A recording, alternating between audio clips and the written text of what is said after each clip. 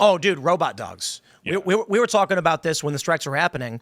We don't need people. Literally, seriously, the U.S. can drop 10,000 robot dogs with full auto rifles mounted on their backs, and they will own everything around Fort O. Even you look at the way the drones are operating in the Ukraine war, right?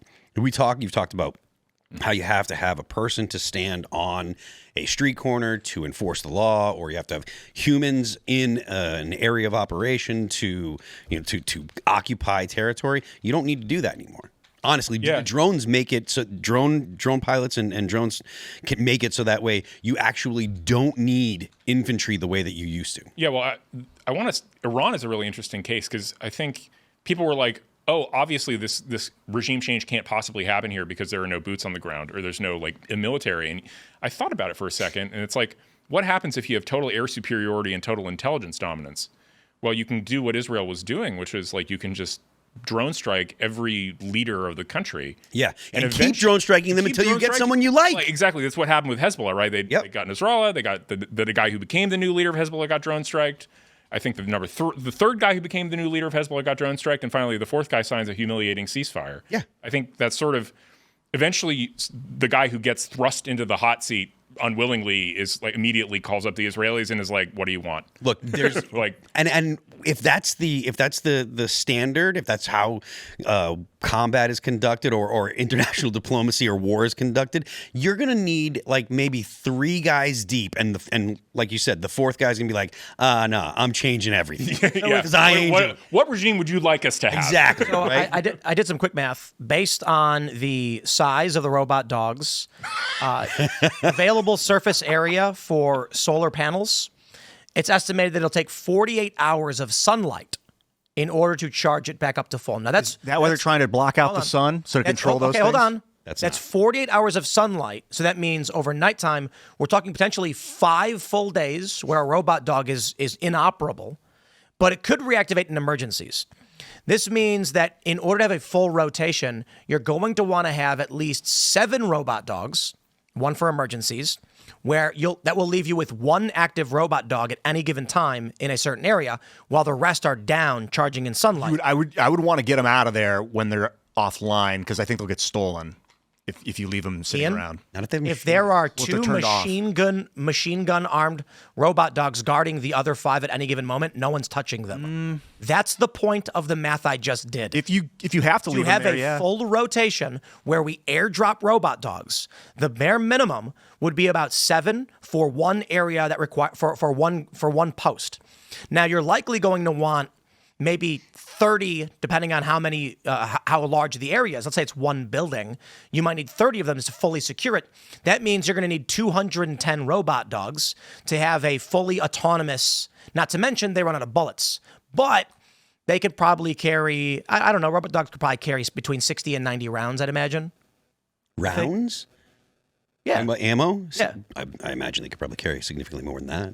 You think? Belt fed, you could put 100. You could put a 100 round belt fed machine gun on them. Absolutely. But how do they carry? I mean, they're not that big. You put they make different sizes. What about drums? It could be a drum, but I'm thinking just like an ammo box that's fed right into the belt fed machine gun. The problem, honestly, the biggest problem is how many rounds are in your standard ammo box? You usually have depending on the caliber, it's between 50 and 100. Usually it's like 100 round drum or 100 round belt. Are you guys familiar? Yeah, so 100. That's what I was thinking. Are you familiar with the new electronic warfare tech against drones, the anti-drone stuff that can? Oh, that weird big gun they got. It's not even a big gun. It's literally. I just sent you a video. It's Anduril's new pulsar. You press a button. Anduril's got cool no. But there are cops, and they have this big plastic-looking thing that looks all weird, and they point it, and it. Oh, pull that up! Let's watch I sent you the video over X. Finally, I'm not as interested in the ones that you have to point because they're going to come from every direction. You want to pulse in every direction, obviously. What are you talking about? You're welcome, a drone swarm. You're welcome for this free advertising. Thank you, sir. And this is on top of China. They just launched a mosquito drone. This is relatively new. I think it's relatively new, about 2 centimeters long. It's a surveillance drone. All right, what do we got here? Oh, yeah, we watched this before. Oh, you did? Yeah, but we'll play it now. Palmer Luckies. Yeah, yep. This is sick. I was just thinking about your robot dogs, and I was like, this is the answer to the robot dogs. We'll put Faraday shields on them. But then how do you control? Ooh. No, they're autonomous. They said this is not CGI. Yeah. This is an actual physical demonstration. Yeah. What do you do? Just watch. Look. Oh, what are you doing? You see that?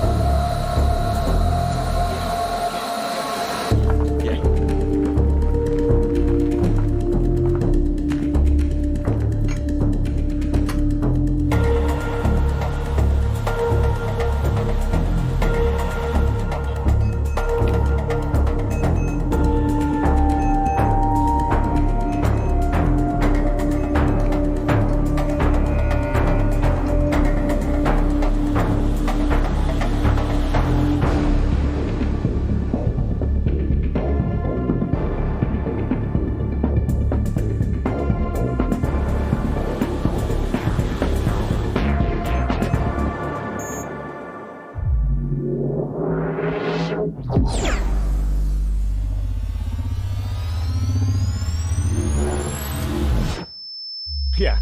So sick. So I've been dreaming about this. clarify. Yeah.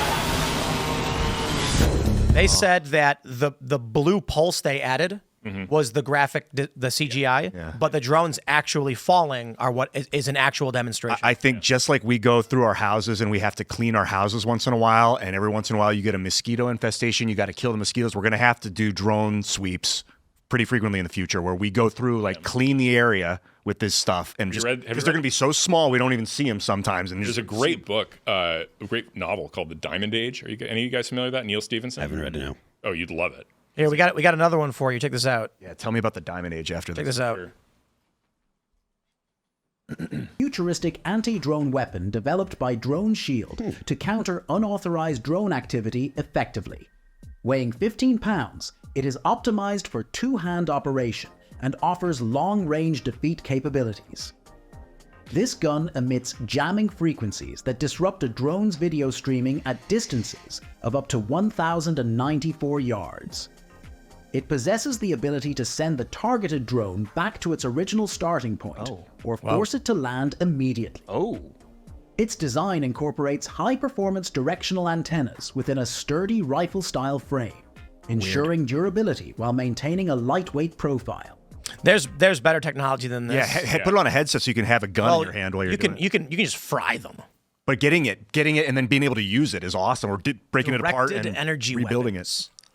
Diamond Age. What were you going to say about the Diamond Age? Oh, yeah. Something to do with this? It's a novel by Neil Stephenson that I think anybody interested in drones should read. It's a 1995 novel, but he foresaw a future, reasonably near future world, like maybe 100 years in advance or something, where everybody, basically drones are this really, really important thing, like super, super small microscopic drones. And so to protect from like people attacking you and just poisoning everybody with like tiny mosquito-sized drones, you have your own anti-drone swarms.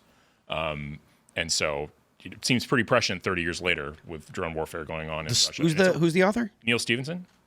Huh. Wonderful science fiction author. He's written a bunch of really Interesting cool books. description. Decades into our future, a stone's throw from the ancient city of Shanghai, a brilliant nanotechnologist named John. Oh, this is a different. Okay, so the previews that you get from Google are a little weird. Yeah, you guys would love Neil Stephenson. Like you'd love his novels. Like he's got a Cryptonomicon, which is about cryptography in World War II. He's like got a really cool action gun but high tech novel called Reamd.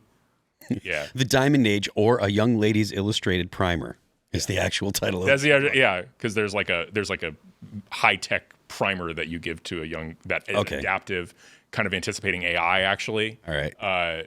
So yeah, no, Neil Stephenson. If you have never read Neil Stephenson, I highly recommend him. His novels are really, really interesting. I think these pulse weapons, these EMP denial weapons, are going to be the drones. Eventually, are going to get built in EMP shields where they don't get blown out. Is that possible? You can't shield it. You're saying? You might be able to, because the question is, can the drone fly wrapped in a Faraday cage? Depending on the size of the holes, and I'm not entirely sure.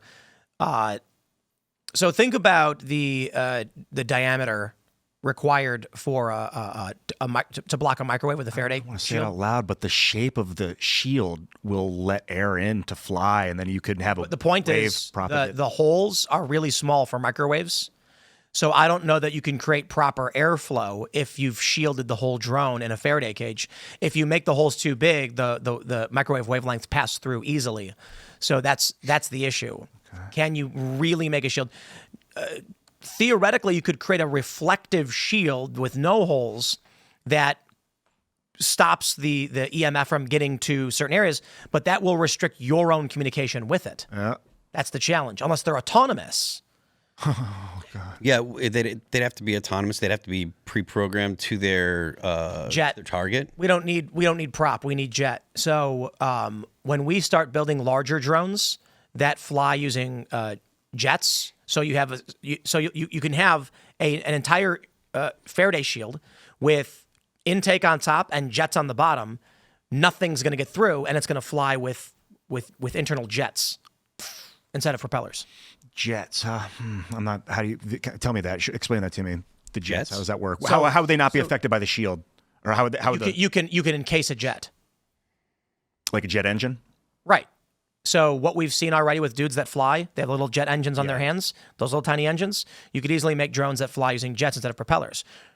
Propellers require a lot more space for up and down. You need the air to be able to exhaust in a larger space, harder to shield. And if they're vacuumed out and they're lighter than the air around them, or they have buoyancy, you could use ion thrusters and jets to get them all through. Ion thrusters. No, we don't have those, at least as far as we can tell. No, I'm not saying we have them. I'm just saying, if you want to bypass propellers.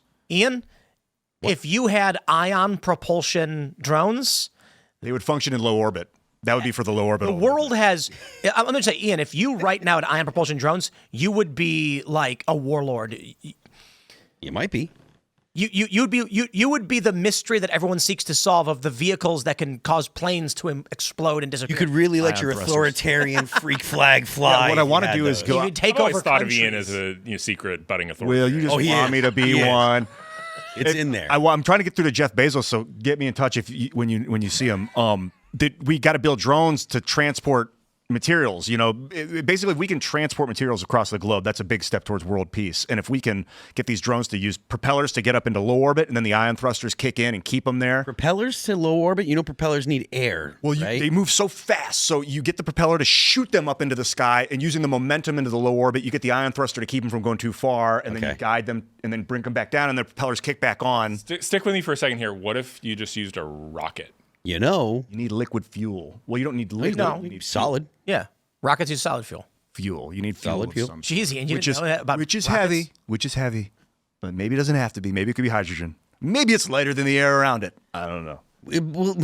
So hydrogen Slingshot is makes more liquefied, so it's heavy. You do know how orbit works, right? Like the reason why it's so hard to achieve. You don't just go up to get orbit. Yeah. You have to go out and across and travel faster directionally than you're falling. Yeah, slingshot them up. Use the propeller to kind of push it. If you don't need propellers, you don't really. You slingshot into the air, and then all you need is just thrust it back, ion to push it back down. You need substantially less thrust, but then you could. But you got to make sure that it doesn't crash. So if you want to bring it back down, like if you want to get up and then back down, slingshot, and then you maybe glider. Do you know what the super escape low velocity energy is for the biplane? Earth, Ian? What's that? Do you know what the escape velocity is? 25,000 miles an hour, 25,020 miles an hour. So if you are moving 25,500 miles an hour, you can escape Earth's gravity. For what? It's at 1 Newton of mass or something? No, that's the speed that however much mass it is, that mass has to be traveling at 25,020 miles an hour. Okay. So that's why, Man, if you were on a plane with no atmosphere, how do you need you need to have your own oxygen you need thrust. to burn your fuel. You need internal thrust. Yeah, because on Earth we fly by we push air down at enough force to lift us up. Well, for propellers, yeah. Right. Or jets. But for outer space where there's no atmosphere, you're just in a vacuum. You need internal thrust. Yeah, you need rockets. You can't. Right. You couldn't do it with propellers because the propellers push on air. Exactly. Right. You can use ion thrusters, but they're very slow in space. And they're also not real. Ion thrusters exist. They are real. No, they don't.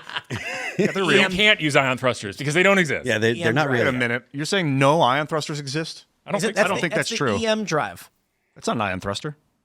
No, And you're thinking of a you're right. I'm of a thinking of twin ion engine type spacecraft? Is that what you're Oh thinking wait, of? is this real? Okay, Ion never mind. This is thrusters a are real like thing. low Okay, sorry, energy I was too propulsion. arrogant. We were all dumb, and Ian was smart the whole time. Yeah, I should have out. My whole life, dude. That's been my whole life, too. Thanks for checking out this clip from Timcast IRL. Make sure to watch the show live Monday through Friday at 8 p.m. Subscribe to this channel, and we will see you all there.